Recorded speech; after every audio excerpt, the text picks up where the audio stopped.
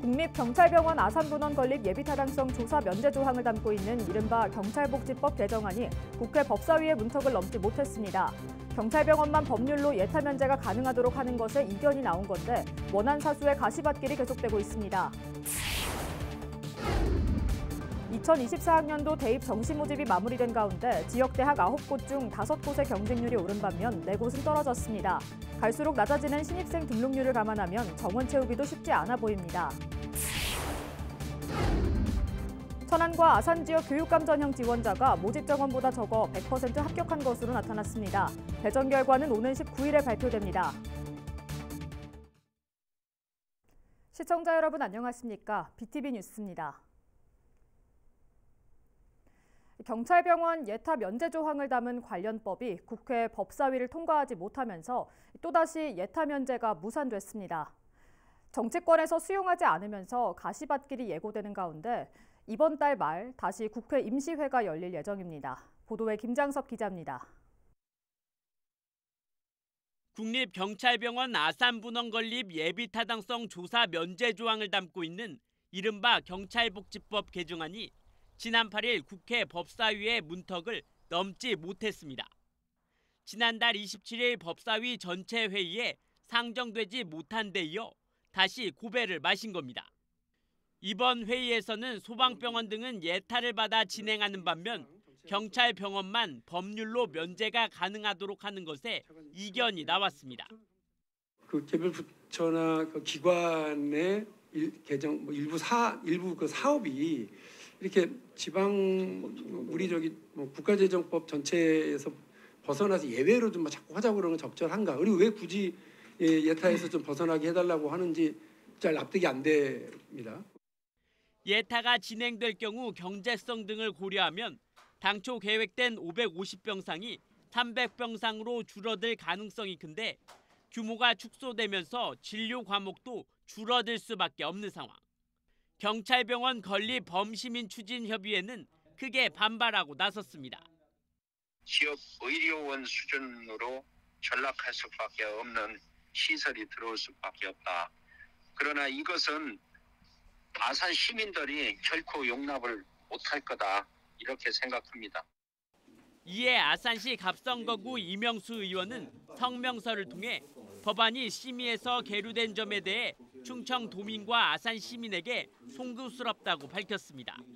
그러면서 경찰은 물론 국민의 생명과 안전 확보를 위한 병원 건립 요구를 정치권에서 수용하지 않는 점에 대해 분노한다며 국회 법사위에서 조속히 의결해 줄 것을 촉구했습니다. 국회 임시회가 이달 말 한 차례 더 열릴 예정인 만큼 법안 통과의 기회는 아직 남아있는 상황. 경찰병원 원안 사수가 중대 기로에 놓였습니다. BTV 뉴스 김장섭입니다.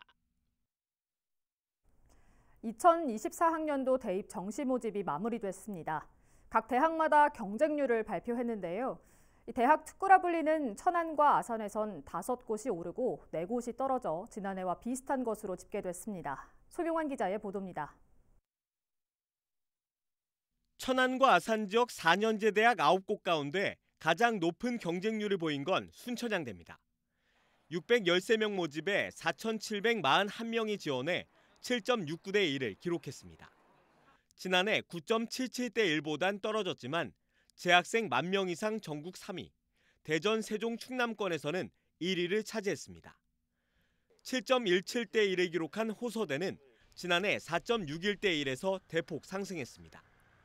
백석대는 6.69대 1에서 7.63대 1로, 상명대 천안 캠퍼스는 4.82대 1에서 5.23대 1로 올랐습니다. 단국대 천안 캠퍼스는 5.71대 1, 한국기술교육대는 4.7대 1로 지난해와 비슷했습니다. 남서울대는 지난해 6.34대 1에서 4.72대 1로 떨어졌고 나사렛대와 선문대는 각각 2.74대 1과 2.08대 1에 그쳤습니다. 이번 정시 모집에서 지난해보다 경쟁률이 오른 곳은 5곳, 4곳은 떨어졌습니다. 가파른 학력 인구 감소와 수도권 집중 상황에서 나름대로 선방했다는 평가도 나오지만 갈수록 낮아지는 등록률을 감안하면 정원 채우기도 쉽지 않아 보입니다. BTV 뉴스 송용환입니다. 김지철 충남교육감이 신년 기자회견을 열고 올해는 학생과 교원의 교육권을 지키고 미래교육의 털을 다지는 사업을 중단 없이 추진해 나가겠다고 밝혔습니다. 또 삶의 주체로 함께 성장하는 세계 시민을 올해 충남교육의 지표로 정했다며 배움이 즐거운 행복교육 등 5개 정책 방향과 9대 중점 추진 과제를 제시했습니다. 지난해 최대 이슈였던 학생 인권조례 폐지와 관련해서는 도교육청의 제의 요구에 대한 도의회의 심의 결과가 나오면 내부 검토를 거쳐 적절하게 대응해 나갈 것이라고 말했습니다. 충남교육청이 지난 9일 교육감 전형인 천안과 아산 지역 고교 합격자 명단을 발표했습니다. 두 곳 모두 모집 정원보다 지원자가 적어 100% 합격한 것으로 나타났습니다. 배정 결과는 오는 19일 오후 5시에 발표할 예정입니다. 세종시 교육청이 올해 각 학교의 자율적인 재정 운영을 위해 1,000억 원이 넘는 학교 운영비를 지원합니다. 교육청에 따르면 올해 167개 학교에 지원하는 운영비는 모두 1,039억 원으로 지난해보다 139억 원 늘었습니다.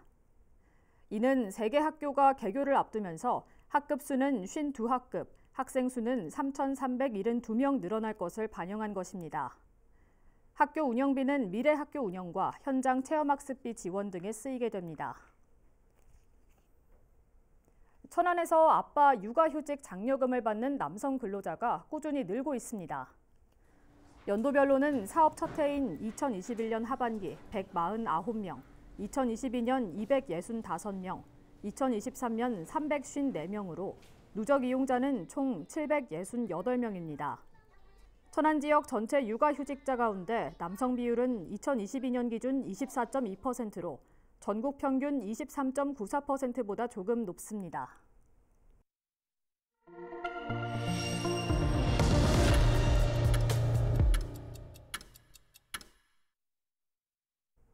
(4월 10일) 총선이 이제 약 90일 앞으로 다가왔습니다.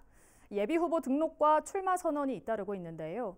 지역에선 무소속 박완주 국회의원의 지역구인 천안 을 선거구에 대한 관심이 뜨겁습니다. 전직 국회의원과 장관, 또 검사 출신 등 여러 후보들이 몰리면서 정당별로 본선행 티켓을 따내기 위한 치열한 경쟁이 시작됐습니다. 손용환 기자가 보도합니다. 천안을 선거구는 박완주 의원이 내리 3선을 차지한 민주당 텃밭입니다. 하지만 보좌관 성비위 의혹으로 박 의원이 제명되면서 너도 나도 도전장을 내밀고 있습니다. 먼저 더불어민주당에선 4선 국회의원을 역임한 양승조 전 충남지사가 출사표를 던졌습니다. 그동안 홍성 예산 험지 차출론이 제기돼 온 양 전 지사는 홍성과 예산엔 어떠한 연고도 없다면서 천안에서 승리해야 충남에서 승리할 수 있고 민주당 현직이 없는 선거구는 천안 을밖에 없어 불가피한 선택이라고 밝혔습니다. 민주당에서는 이 밖에도 이규희 전 천안갑 국회의원과 김영수 충남도당 청년위원장, 박기일 충남도당 대변인 등이 일찌감치 공천 경쟁에 뛰어들었습니다. 국민의힘도 만만치 않습니다. 지난 총선에도 출마했던 검사 출신의 이정만 천안을 당협위원장과 현 정부에서 농림축산식품부 장관을 역임한 정황근 전 장관이 양보 없는 전면전을 벌일 전망입니다. 이번 천안의 총선에서 가장 큰 변수는 무소속인 현직 박완주 의원의 출마 여부입니다. 여야 모두 박 의원의 행보에 관심이 쏠린 가운데 정작 박 의원은 시기상조라며 설 연휴가 지난 뒤에야 입장을 밝힐 전망입니다. BTV 뉴스 송용환입니다. 그런가 하면 역대 총선에서 민주당 텃밭으로 불렸던 세종 지역 선거전도 점차 가열되고 있습니다. 특히 정부 청사가 이미 자리에 있고 앞으로 국회 세종의사당까지 들어설 세종 갑 선거구는 그야말로 정치 1번지로 거듭나며 관심이 집중되고 있는데요. 더욱이 현역 국회의원의 불출마로 무주공산이 되면서 예비 후보들의 출마 선언이 잇따르고 있습니다. 김우순 기자의 보도입니다. 지난달 세종갑을 지역구로 두고 있는 더불어민주당 홍성국 의원은 다가오는 총선에 출마하지 않겠다고 깜짝 선언했습니다. 사명을 이어가지 못한 데 대해서는 사죄의 말씀을 드립니다. 남은 임기까지 최선을 다하겠습니다. 그리고 다가오는 총선에서 민주당의 승리를 위해 노력하겠습니다. 이처럼 홍 의원의 불출마 선언으로 무주공산이 된 세종 갑선거구에 예비 후보자들의 출마 선언이 잇따르고 있습니다. 8일 오후 4시 현재 중앙선관위에 등록된 세종갑 예비후보만 모두 5명에 이릅니다. 더불어민주당에선 노종용 전 세종시 의원과 박범종 세종시당 청년위원장, 그리고 배선호 전 세종시당 부위원장 등 3명이 등록했고, 국민의힘에선 성선재 전 헌법재판소 헌법연구원과 송동섭 전 윤석열 대통령 인수위원회 자문위원 등 2명이 등록을 마쳤습니다. 여기에 아직 예비후보 등록을 하진 않았지만 유재화 전 국민의힘 세종시당 위원장이 출마 채비를 하고 있고, 8일엔 다둥이 워킹맘을 자처하는 박해임 맑은 프로젝트 대표가 정치 신인으로서 변화의 바람을 일으키겠다며 출사표를 던지기도 했습니다. 총선 출마를 위해 예비후보 등록을 하는 정치 신인이지만 믿고 맡겨주시면 그동안 보지 못했던 정의롭고 현실적이고 시원한 정치를 보여드리도록 하겠습니다. 이처럼 출마 예상자만 7명 이상 되는 상황에서 각 정당의 전략공천 여부가 초미의 관심사가 되고 있습니다. 민주당에선 최근 SNS를 통해 종로 출마 포기 의사를 밝힌 이광재 전 국회 사무총장이 자신의 출마 지역을 당의 결정에 맡기겠다고 밝혀 세종 출마 가능성을 열어뒀고, 국민의힘에선 오선의 정진석 의원이 당의 다선 중진 의원의 험지 출마론과 맞물려 주목받고 있는 상태입니다. 현역 의원의 불출마에 정치적 상징성까지 더해지면서 치열한 선거전을 예고하고 있습니다. BTV 뉴스 김우순입니다.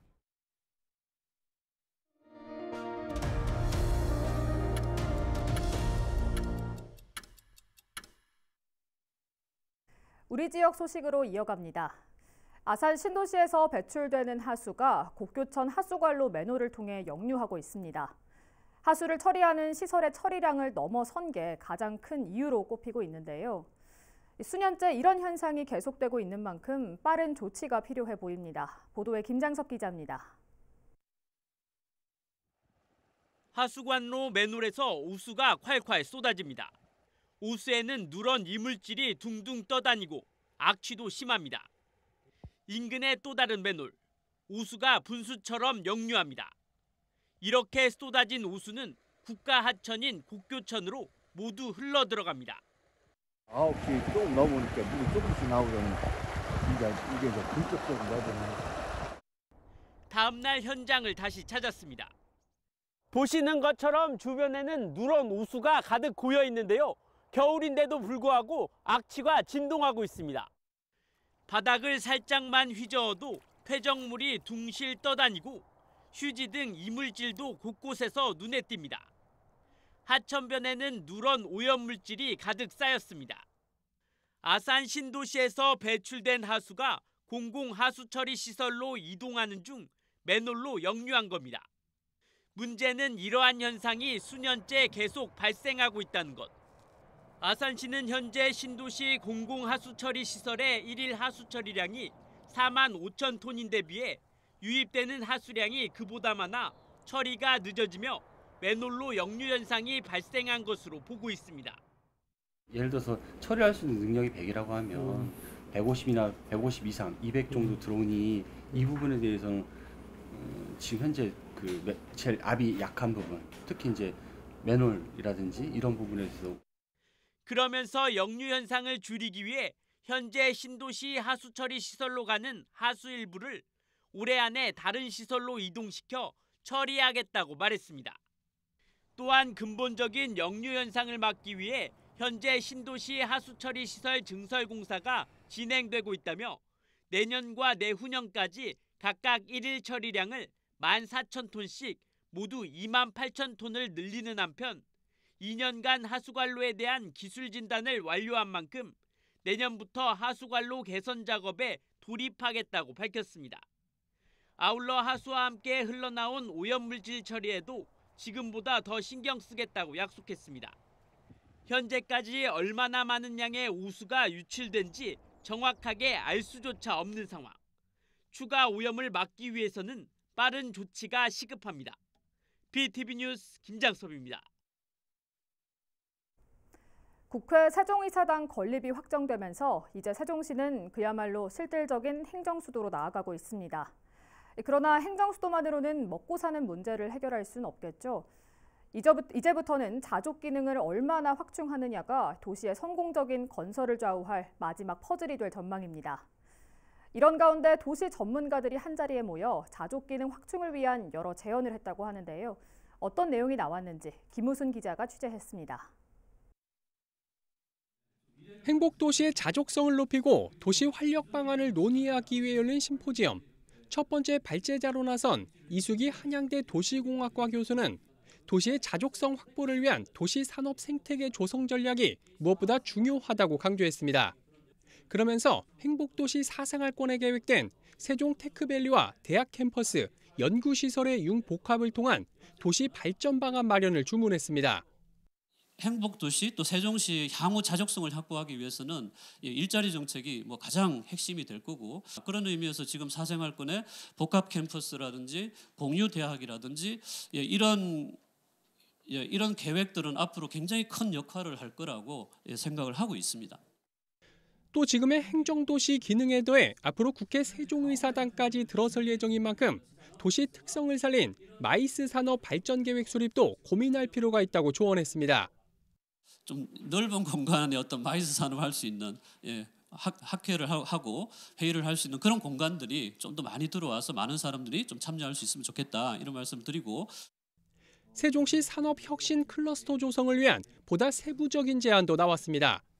조병설 세종테크노파크 팀장은 세종시를 남과 북 두 축으로 나눠 북쪽은 첨단 소재와 부품 산업을 중심으로 한 스마트 제조 혁신 거점으로, 남쪽은 스마트 시티 등 미래 전략 산업 선도 거점으로 각각 육성할 필요가 있다고 말했습니다.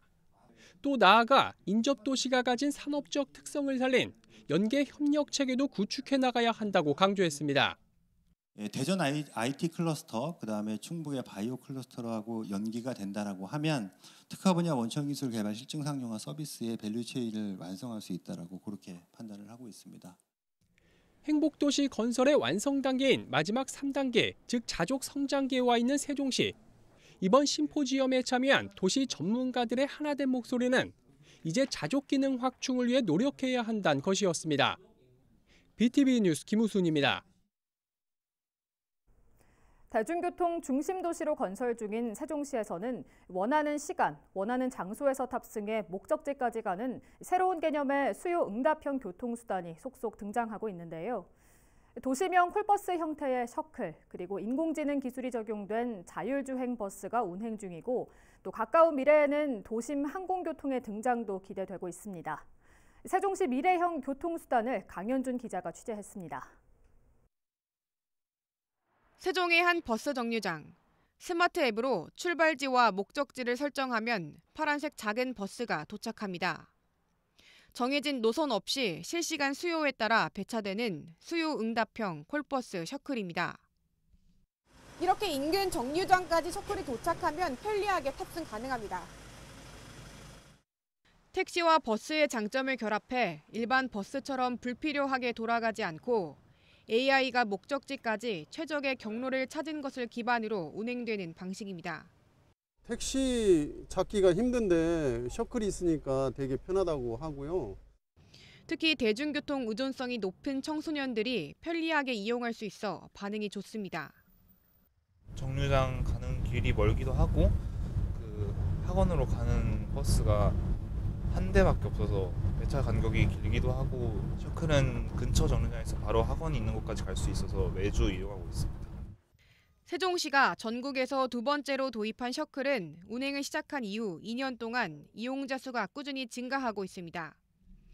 실제 이용 인원은 2021년 약 14만 명에서 2023년 10월 말 기준 54만여 명까지 늘어났습니다. 어진동의 한 BRT 정류장.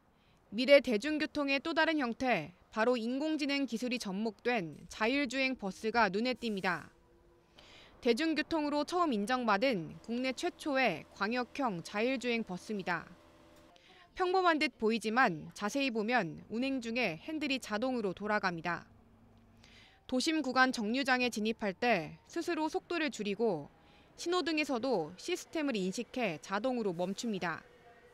지난 10월부터 기존 세종 버스터미널에서 대전 반석역까지 확대돼 운영 중입니다. 자율주행 버스다 보니까 조금 더 이제 요즘 시대에 맞는 미래지향적인 것에 더 사람들이 관심을 가질 것 같고, 이미 체계적인 시스템이 있기 때문에 안전성 측면에서 조금 더 저희가 확보를 할 수 있을 것 같고. 도심항공교통망, 일명 UAM 역시 미래 대중교통의 핵심 요소로 조명되고 있습니다. 지상과 항공을 연결하는 교통망을 통해 도심 교통체증과 환경오염을 해소할 수 있는 미래지향적인 방안이기 때문입니다. 돌발 변수를 대비하는 안전은 물론 맞춤형 편의까지 스마트시티 세종에서 구현될 새로운 미래형 교통수단의 다양한 변화가 주목됩니다. BTV 뉴스 강현준입니다.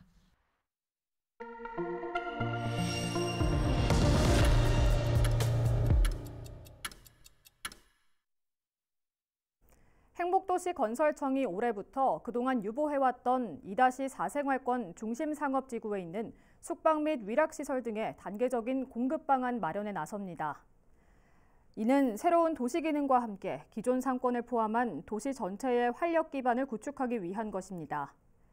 행복청은 생활권별 상업 업무용지 배치는 물론 상가공실 현황조사 결과와 더불어 숙박 위락시설의 공급 방안을 검토할 방침이라고 밝혔습니다. 세종시가 매달 8일을 자전거 타는 날로 지정했습니다. 세종시는 지난달 개정된 자전거 이용 활성화 조례를 토대로 전국 최초로 자전거 타는 날을 지정하고 앞으로 다양한 캠페인을 전개할 방침이라고 밝혔습니다. 이에 따라 매달 8일마다 공영자전거 어울링을 신규 가입하는 회원에게는 3회 무료 이용 쿠폰을 지급하고 또 어울링 이용자 중 300명을 추첨해 일주일 무료 이용권을 지급할 계획입니다. 세종시가 오는 26일까지 스마트 도시계획 수립 과정에 참여할 시민 약 50명을 모집합니다. 모집 대상은 만 19세 이상으로 스마트 도시에 관심 있는 시민이면 누구나 지원할 수 있습니다. 시민 참여단으로 선정되면 오는 3월까지 모두 3차례에 걸쳐 열리는 리빙랩에 참여해 분야별 또는 생활권별 주요 도시 문제를 파악하고 해결 방안을 찾는 활동을 하게 됩니다. 한편 스마트 도시계획은 스마트 도시법에 따른 법정 계획으로 현재 세종시는 지능형 도시를 건설하기 위한 스마트 도시계획 수립을 골자로 한 연구 용역을 진행 중입니다. 지난해 육아휴직을 한 아버지의 수가 5만 명을 넘어서면서 11년 만에 역대 최대치를 기록했다고 합니다. 공동육아에 대한 중요성이 강조되면서 정부와 기업의 육아휴직 지원책에 따른 결과일 텐데요. 앞으로도 다양한 육아 대책으로 남녀 모두가 육아에 참여할 수 있는 시간이 많아져 아이 낳기 좋은 사회로 이어질 수 있길 바라겠습니다. 이상으로 BTV 뉴스를 마칩니다. 시청해주신 여러분 고맙습니다.